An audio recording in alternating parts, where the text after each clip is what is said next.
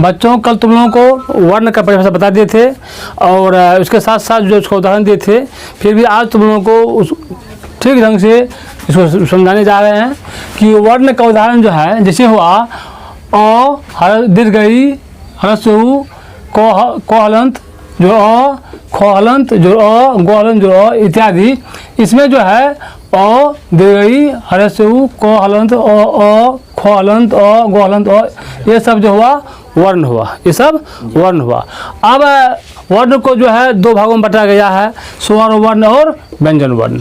तो सबसे पहले बच्चों तुम लोगों को स्वर वर्ण के बारे में परिभाषा मतलब बताना है कि स्वर वर्ण किसे कहते हैं। तो स्वर वर्ण का परिभाषा दिए हैं कि जिस वर्ण का उच्चारण स्वयं होता है या अन्य किसी वर्णों की सहायता से नहीं होता है, उसे स्वर वर्ण कहते हैं। इसे संस्कृत में स्वर वर्ण को अच वर्ण कहा जाता है और इसका दूसरा परिभाषा संस्कृत में दिया हुआ है, स्वयं उच्चार्यते स्वर वर्ण कथ्यते। स्वर वर्ण जो है शब्द का जो है रीढ़ है। बिना स्वर्ण वर्ण की सहायता से किसी भी शब्द का न निर्माण होगा न कोई शब्द हम लोग बोल सकते हैं। इसीलिए जो संस्कृत में जो है इनकी जो है बहुत बड़ी जो है योगदान है।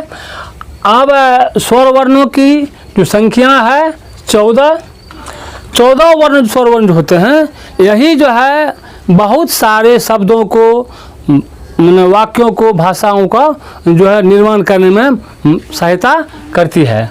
इनकी कुल संख्या 14 है। इसके साथ साथ व्यंजन वर्ण है। व्यंजन वर्ण का जो परिभाषा होता है कि जिस वर्ण का उच्चारण स्वर वर्ण की सहायता से हो, यानी स्वर वर्ण के सहायता से बोले जाने वाले वर्णों को व्यंजन वर्ण कहते हैं। मैंने कहने भाया हुआ कि व्यंजन वर्ण जो है स्वर वर्ण पर आधारित है, डिपेंड है। जब तक इनकी सहायता नहीं लिया जाएगा, इनसे मदद नहीं लिया जाएगा, तब तक इस वर्ण का उच्चारण नहीं होगा। कैसे पता चलेगा सर? उदाहरण के लिए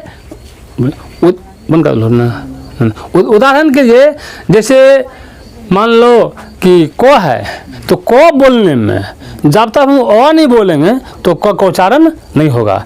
कोई शब्द है, जैसे उदाहरण के लिए मैंने किताब है, तो किताब बोलेंगे तो को में ह्रस्व एकार बोलना पड़ेगा, तो में आ बोलना पड़ेगा, बो में जब बो बोलेंगे तो बो के साथ साथ अ बोलना पड़ेगा। जब तक हम इनका मदद नहीं लेंगे तो किताब शब्द का उच्चारण नहीं होगा। और अगर हम स्वर को हटा देते हैं तो किताब शब्द हम बोल ही नहीं पाएंगे।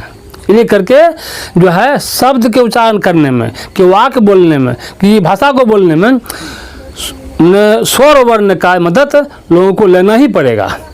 यानी स्वर वर्ण पर जो है आधारित है व्यंजन वर्ण, न कि व्यंजन वर्ण जो है, न कि स्वर वर्ण जो है आधारित व्यंजन वर्ण पर नहीं है। स्वर वर्ण स्वतंत्र है, व्यंजन वर्ण स्वतंत्र नहीं है।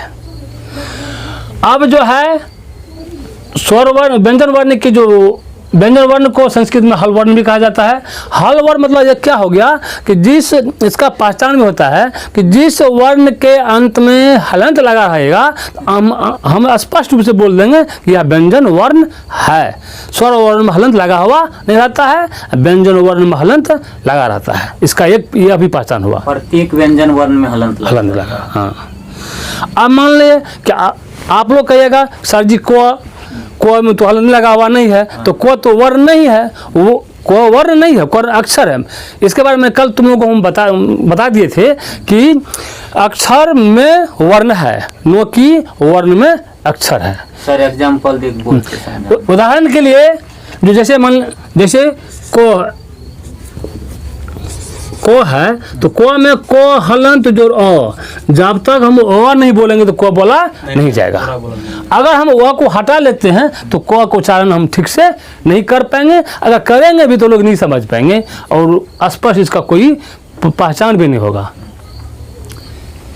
ठीक है, तो ये लेकर के जो है जैसे हुआ कि को हलंत, खो हलंत, चो हलंत, पो हलंत इत्यादि व्यंजन वर्ण का उदाहरण है।